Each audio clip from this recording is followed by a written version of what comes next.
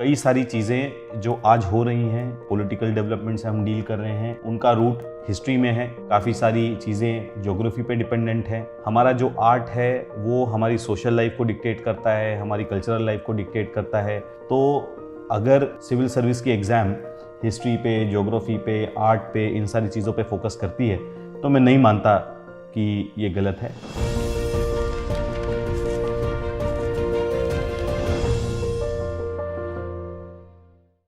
नमस्कार दोस्तों, मेरा नाम वरुण कुमार है। मैं 2014 बैच के IAS ऑफिसर हूँ और अनअकैडमी ने एक नया इनिशिएटिव शुरू किया है, आस्क द ऑफिसर। तो इस इनिशिएटिव के तहत कुछ क्वेश्चंस मुझे पूछे गए हैं जिनका मैं बेस्ट पॉसिबल आंसर देने की कोशिश करता हूँ। तो उमेश सागर जो हैं, उनका क्वेश्चन है, is the work profile of IAS officer eight secretariat levels boring and monotonous. अब देखिए, ये तो डिपेंड करता है कि आप किस पोस्ट पे बैठे हैं। कुछ पोस्ट ऐसे हैं जो बहुत ज़्यादा हैपनिंग है ना। जैसे आप अगर CM ऑफिस में किसी सेक्रेटरीट पोस्टिंग पे हैं, या फिर आप हेल्थ में हैं, एजुकेशन में हैं, कुछ ऐसे सेक्टर्स हैं बहुत ज़्यादा हैपनिंग है जहाँ पे आपको बिल्कुल समय नहीं मिलेगा। और कुछ ऐसे पोस्ट हैं जहाँ पे आप आराम से रिलैक्स करके अपना समय निकाल सकते हैं। तो सेक्रेटरीट में आप कहाँ बैठे हैं उस पर डिपेंड करता है कि आप बोरिंग एंड मोनोटोनस में हैं या फिर एक्साइटिंग एंड डायनेमिक जगह पर हैं। अंतरा दत्ता का क्वेश्चन है, sir can you tell us what are the common mistakes that we shouldn't do during UPSC preparation. देखिए, एक जो बहुत कॉमन मिस्टेक है, क्योंकि हमें डर लगता है कि भाई एग्ज़ाम में क्या होगा, क्योंकि हमें सर्टेनिटी नहीं है रिजल्ट्स के बारे में, हम कई बार खुद को दूसरों से कम समझने लगते हैं। आपको ये समझना ज़रूरी है कि जितने लोग तैयारी कर रहे हैं, हर एक व्यक्ति उसी स्टेट ऑफ माइंड में है। एग्ज़ाम देने से पहले उसे भी उतना ही डर लगता है जितना आपको लग रहा है। तो आपको अपने आप को कम नहीं समझना चाहिए। और दूसरा, आपको अपना एक ऑनेस्ट सेल्फ असेसमेंट करना चाहिए कि भाई मैं इतनी चीज़ों को कर सकता हूँ, मेरे पास इतनी चीज़ों के लिए ही टाइम है, मैं इन चीज़ों के लिए मेरे पास समय नहीं है। और एक बार जिसके लिए आपके पास समय नहीं है आपने डिसाइड कर लिया, तो आपको वो चीज़ों को थोड़ा नज़रअंदाज करना सीखना चाहिए, जो हम नहीं करते हैं। कई बार हमने टाइम टेबल बना लिया और उसमें टाइम टेबल में हो जाता है कि भाई मेरे पास मैगज़ीन पढ़ने के लिए समय नहीं है, और उसके बाद अगर आप किसी दोस्त को मैगज़ीन पढ़ते हुए देखते हो तो आपका दिल धड़कने लगता है, और फिर आप बहक के आप अपने टाइम टेबल को साइड में रख के आपकी पूरी जो प्लानिंग है उसको उथल पुथल कर देते हैं। तो मेरे ख्याल से ये कुछ मिस्टेक्स हैं। एक ऑनेस्ट सेल्फ असेसमेंट हम नहीं करते हैं, और एक हम अपने आप को कम आकलन करते हैं। ये मिस्टेक्स कॉमनली हम सब करते हैं, इसको हम अवॉइड करना चाहिए। थर्ड क्वेश्चन है, अनुरण जो हैं पूछ रहे हैं, why UPSC doesn't care about technical subjects, aptitude and mathematics, why it focuses on history, geography, art and other subjects primarily based on rote learning, how does it जज the intellect of officers by testing them on how they know the drainage pattern और temple architecture of India. देखिए, मैं temple architecture के बारे में तो नहीं जानता, बट ड्रेनेज पैटर्न बहुत ज़रूरी है ना। हम जैसे जैसे हमारा कंट्री जो अर्बनाइज होते जा रहा है, तो पानी कहाँ से आएगा, कहाँ जाएगा, गटर कहाँ से जाएगी, कहाँ जाएगी, ये बहुत ज़रूरी है। और अब UPSC का सिलेबस जो सेट करते हैं बहुत एक्सपीरियंस लोग हैं, और हिस्ट्री, ज्योग्राफी, ये सब चीज़ों का अपना इम्पोर्टेंस है। कई सारी चीज़ें जो आज हो रही हैं, जिनसे हम डील कर रहे हैं, पॉलिटिकल डेवलपमेंट से हम डील कर रहे हैं, उनका रूट हिस्ट्री में है। जो पॉलिटिक्स आज की शेप हो रही है, काफ़ी सारी चीज़ें ज्योग्राफी पे डिपेंडेंट हैं। हमारा जो आर्ट है वो हमारी सोशल लाइफ को डिक्टेट करता है, हमारी कल्चरल लाइफ को डिक्टेट करता है। और क्योंकि हम सिविल सर्वेंट्स हैं, सोशल और कल्चरल लाइफ हमारे लिए उतनी इंपॉर्टेंट है।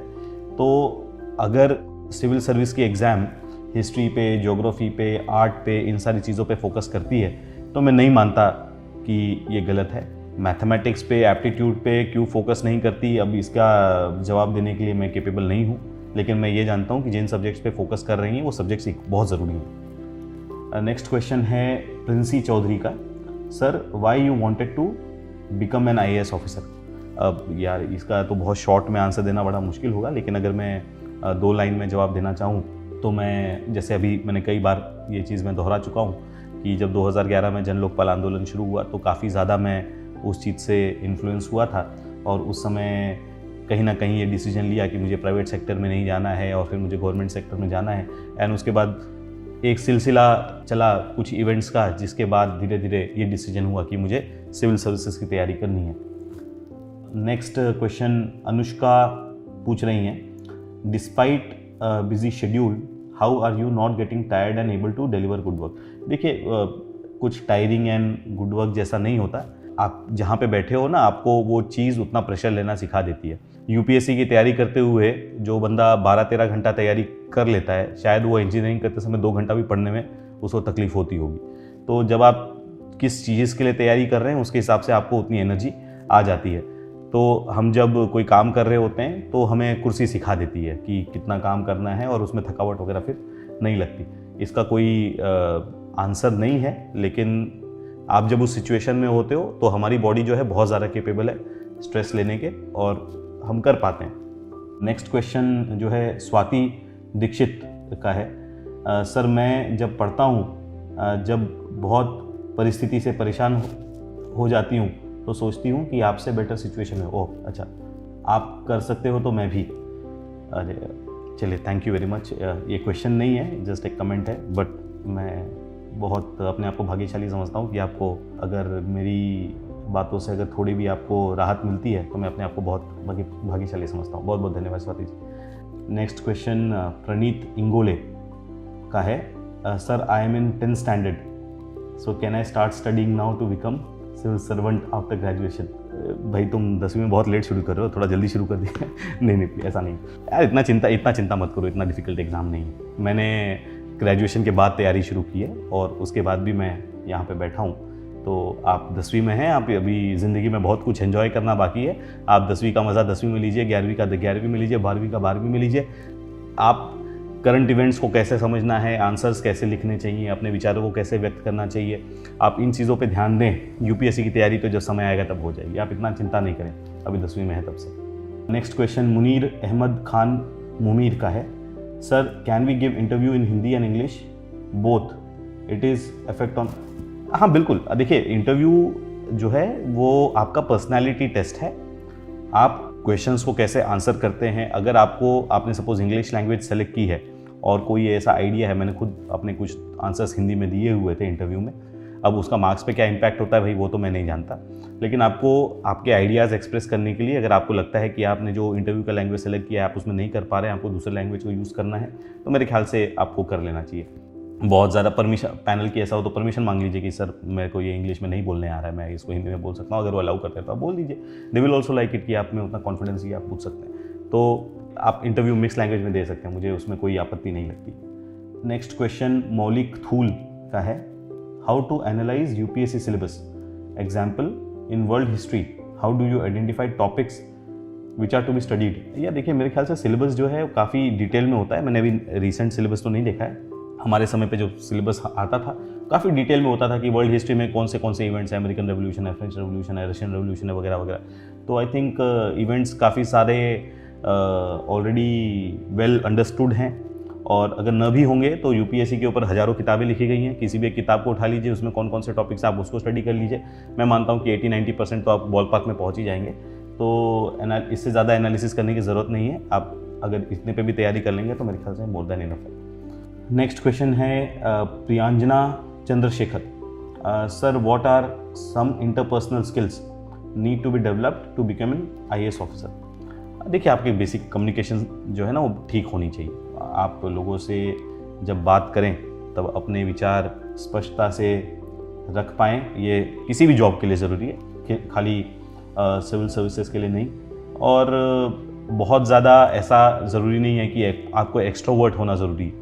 कई सारे ऑफिसर्स इंट्रोवर्ट होते हैं, इंट्रोवर्ट होते हुए भी काफ़ी अच्छा काम करते हैं। काफ़ी सारे लोग एक्सट्रोवर्ट होते हैं, एक्सट्रोवर्ट होकर अच्छा काम करते हैं। कई लोग हैं इंट्रोवर्ट हैं फिर भी काम नहीं कर पाते, कई लोग हैं कि एक्सट्रोवर्ट होते हैं फिर भी काम नहीं कर पाते। तो इंटरपर्सनल स्किल्स आपकी जो भी पर्सनैलिटी है उसके हिसाब से आप डेवलप कर सकते हैं। जो आपको सूट नहीं करता ऐसी चीज़ें करने की ज़रूरत नहीं है, आप जैसे हैं आप वैसे रहिए, कोई दिक्कत नहीं। नेक्स्ट क्वेश्चन है सोहम कदम का, sir how did you manage the uncertainty level of physics literally which adds into your stress through your preparation journey।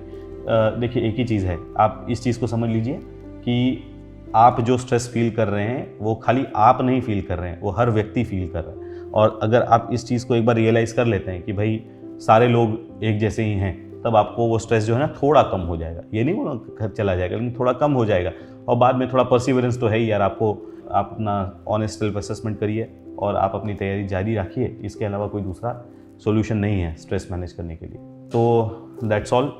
इतने क्वेश्चंस मुझ तक पहुँचे हैं। आशा करता हूँ कि मेरे जवाबों से आपको जो भी आपके डाउट्स होंगे उन्हें दूर करने में थोड़ी मदद हुई होगी। और मैं आप सबको आपके फ्यूचर के लिए, आपके एग्ज़ाम्स के लिए आपको बहुत बहुत शुभकामनाएं देता हूँ। धन्यवाद।